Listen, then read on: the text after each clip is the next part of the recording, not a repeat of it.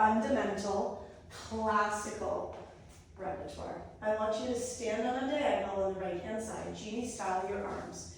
Cross your left foot over your right or your right over your left, depending on which hand you are. Good. Slide down an invisible wall, and I want you to center yourself onto the carriage. Swing your feet onto the foot bar and lower your body down onto the reformer. You're thinking about centering the box. You center the box. Remember what the box is: hip, hip, shoulder, shoulder, hip, hip, shoulder, shoulder. Good. Balls of the feet on the foot bar. You're in your Pilates V. Heels together, toes apart. Inhale, send the carriage all the way out. Exhale to draw home. Inhale to press. Exhale, release. Inhale to press. Exhale, release. You have 5 more. Inhale, dig into the toes. Exhale, hug the heels. Focus on the toes pressing in and the heels hugging home. You have 3 more. And 2.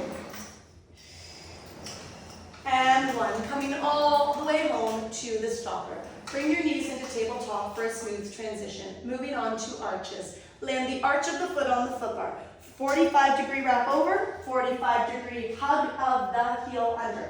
If I came, could I lift your hands off the carriage? I should not be able to. Inhale, send the carriage all the way up. Exhale to draw home. Inhale to press. Exhale, release. Inhale to press. Exhale, release. Inhale to press. You have 4 more. I want you to think about using the shoulder blocks as you close the carriage home. Lengthen as you close. 2 more.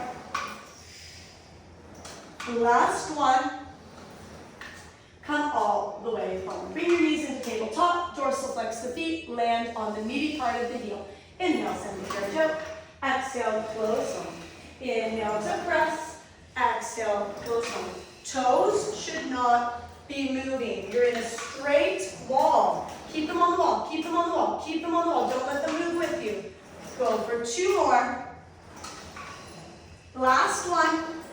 All the way home. Good for you. Bring your knees into tabletop position. You're going to land on the balls of the feet for tendon stretch. Heels are hugged, high and lifted. Send the carriage all the way up. Lower the heels for 1.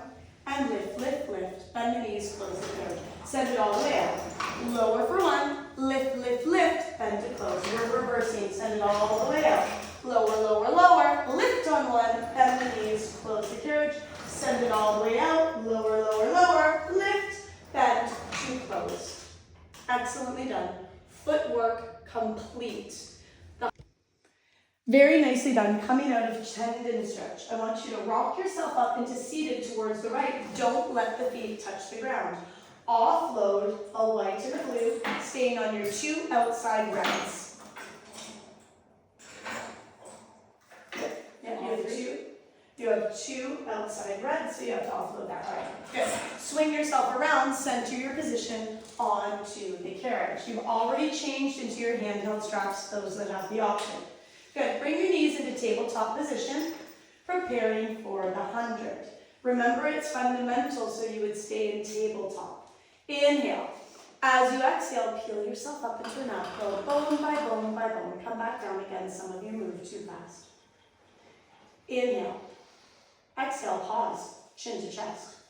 Push a little into the straps. Work for it as you push all the way back down. Excellent. Anchor your hands at your hips. Fingers are straight. Hands are pushing down. Begin to vigorously pump your hands at your hips for the 100. Inhale, 2, 3, 4, 5. Exhale, 2, 3, 4, 5. Inhale, 2, 3, 4, 5. Exhale, 2, 3, 4, 5. Eyes are looking at your belly button. Ribs are pulling back, and you're pumping up, up, up, up, up. Pretend that you've completed 100 of them. Stop pulsing your hand. Hold for 5, 4, 3, 2, 1. Lower down out of your ab curl. Release the hands all the way up to the 90. Knees stay in tabletop position. Supine arm series. We would do arm series before leg series because guess what you did with your straps? You changed them for the 100. Don't put them in legs and then arms. It has an order for a reason, okay? Now, supine arm series is in your classical order on your exam. It is one of the first add-ons. You see in our first class today, I did not do it. It's your first add-on, but it is on your exam. Good, keep your knees in tabletop position. Press the hands all the way down, but lengthen the fingers as you come down. You just keep your knees there, keep your head down. It's an arm series. Scrape your fingers all the way up to the ceiling. Lengthen, lengthen, lengthen. Inhale, exhale, press the arms all the way down. Your fingers have got to get longer as they reach up. Scrape me, reach the hands all the way to the ceiling. Keep scratching me, keep finding me, keep finding me. That's what you're doing as you plug the shoulders down. Inhale to press. Exhale, release. You have one more. Inhale to press. Exhale, release. Take the arms all the way up to the sky. Drop your elbows onto the carriage. You are in tricep press. Your fingers have to grow longer. That is what you're fighting for. Inhale. Exhale, press down. And release as you scrape all the way up. Good, change your breathing now. Inhale to press. Exhale, release. Inhale to press. Exhale, release. Press your hands all the way down, getting into your T-press. Flip the palms facing your hips. Good. Thumbs are up, pinkies are down. Open the arms and close the arms. Inhale to open. Exhale to press. Take your arms all the way up to the sky. Flip the palms down. Good. Press down. Flip towards your hips. Wing out. Circle all the way up, up, up, up, up, and through, and press down. Flip to your hips. Open, open, open. Lift, lift, lift. Press down. Reverse the arm circle. Drag the fingers all the way up. Flip the palms in. Open, open, open. Press down into the hips. All the way up. Flip the palms inward facing. Open, press down to the hips. Flip the palms down, bend the elbows, and come all the way back home. Fix your straps for feet-in straps. Now while you're doing it, please listen to me. When you're introducing supine arm series, I like to move them the first time on the exhale. The proper cueing came on the second piece of repertoire, which was inhale to press, exhale, release. Why do you think I use the exhale the first time? It could work against me because I could set people up to always breathe that way. Why do you think I would do that? Is that what you naturally want to do? It's what you naturally want to do. People want to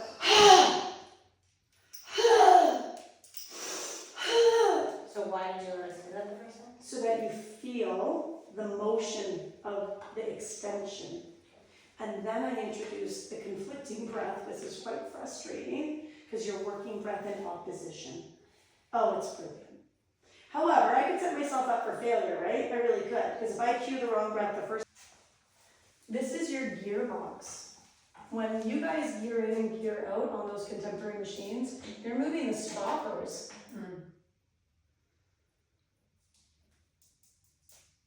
This is a gearbox.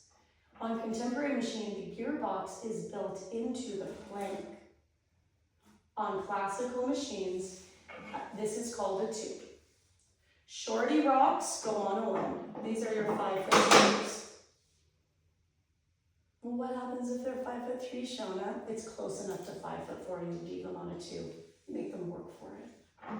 Don't baby your clients. If you got someone 5'2" and shorter, bring them in.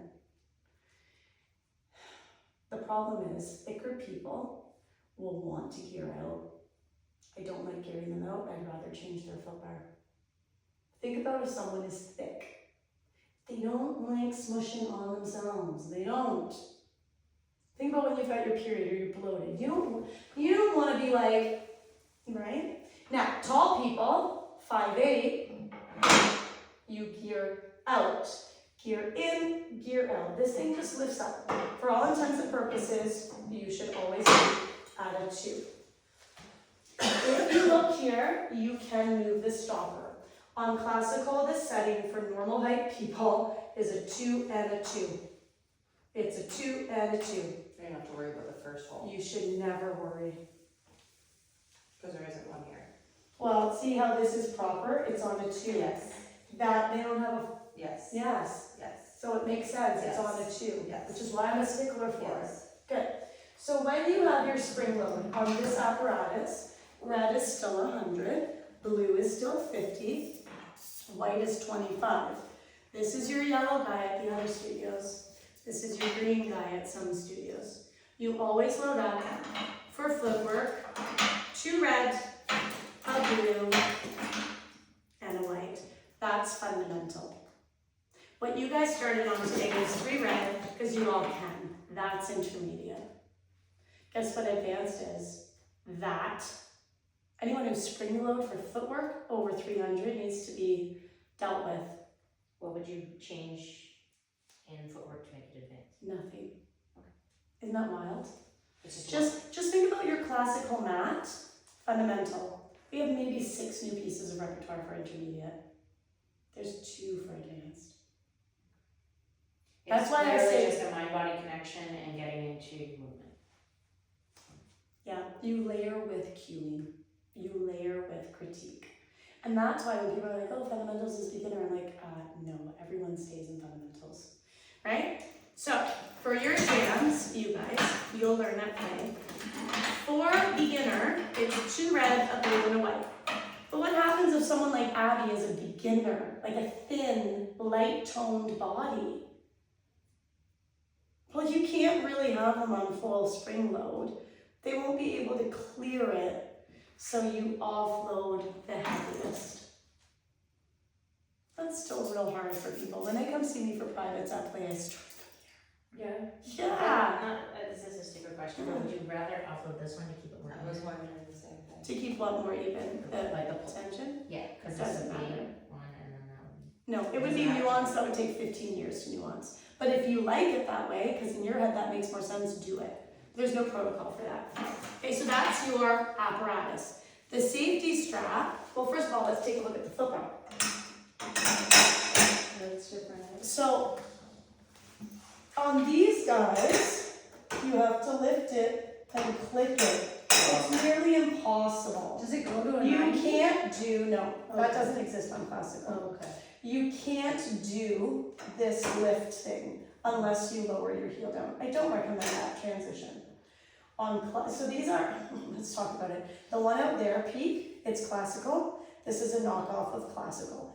You lift it up from the base all the way down. It's got 3 levels of hooks. Would You you have to- always get off the reformer then and do this? Is Yeah. that proper? Yeah. Right side, get off? Yeah. But you see, we didn't lower it for leg circles. Not in fundamental. You give them the minimal amount of setup and the minimal amount of change. Why would you need, just for larger scope? That's good. So, it lifts up, it lowers. We keep it at the highest setting. Look how skinny this plank is. Very skinny. Safety strap looks the same. I like these safety straps better. This carriage, not that we should compare apples with oranges, but the beds, the whole thing is called the carriage. The beds on contemporary are shorter. You have wood here, or metal, not bed, where the shoulder blocks are. Also, do you know how hard that is? No, I know. Why do they do that? Harder is better. It's better No, for your I know shoulder. for that, for Yes? the bed to all go, or, yeah, for the bed to go all the way to the end. Because it's supposed to mimic the length of mat, and because guess what? You can do saw here, you have mat. You can do other things because you have more grip. You can do more advanced classical repertoire. Shoulder blocks, look at, they have a base where they're secured down. Headpiece is still 3 levels. Your gatekeepers are not on your apparatus. How nice is that? For your up and overs, You're small. when you hold here, Yeah. and you're doing your back 45s, 90s, back splits, right? It's so nice to not have shit here. The ones at studio suck because when I say to the clients, hold the poles actually pivot. They have to hug underneath. So to answer your question, let's just look. So we've got hooks here instead of poles. You guys know about the D-ring. Looks like the letter D, that's why it's called a D-ring. You always flip it inwards for short straps. Okay? You always get it out of the way for feeder straps. These lines of pull have knobs at the back. Take a look, come look. I can change these lines of pull. Higher, lower. She has it mid for some reason. Is it mid? No, that one looks higher now. Uh-oh. There. Good. Right? But look, that's still pretty straight. That's still pretty straight. Right? Yeah. But you could go higher, you could go lower. Why would you? So higher is easier, lower is harder. Higher is fundamental, lower is advanced. I just started changing my pull at Grimsby. Other than that, it's pretty much the Is it same. like you start the class, you see people, somebody struggling, and you'll switch it? No, if I have an advanced class coming, I'll get them to lower their lines of pull. Okay. But also, you know how I was telling you for hamstring curls? How you guys get in with your feet on the box? Look how big these rails are. Right. Easier. I could teach it to you, we will, but not this weekend, because you're not in intermediate world. Also for short spine massage, I stand here and I say, come to me, hit your back 45. I walk up, I hold your toes, roll away from me. No, I'm not moving, you move. No, C-shape, pull your abs, I'm not moving. And that's how a private feels like they just got razzle-dazzled. That's all you need to know. I mean, pretty much it's the same. The only nuance is, for short box, you can put it over the shoulder box. Head piece has to be down though. A lot of teachers don't like this because it can slide. Why would you do that? Because Meredith, you said too. I don't like it. I always put them in front. Because I don't trust people. In front of it, yeah. I don't trust people. Because it can tip backwards. Also, for short box, so there she's secure. Yeah. I've got my feet in safety strap. Technically, the foot bar should be down.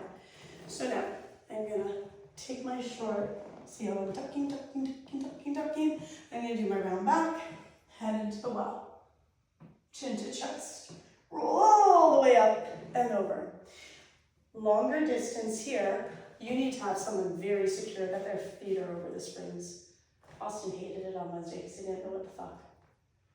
Because when you guys have your feet floating, look at it, right? You don't want to be on the gearbox. It just gives you a little bit more safety.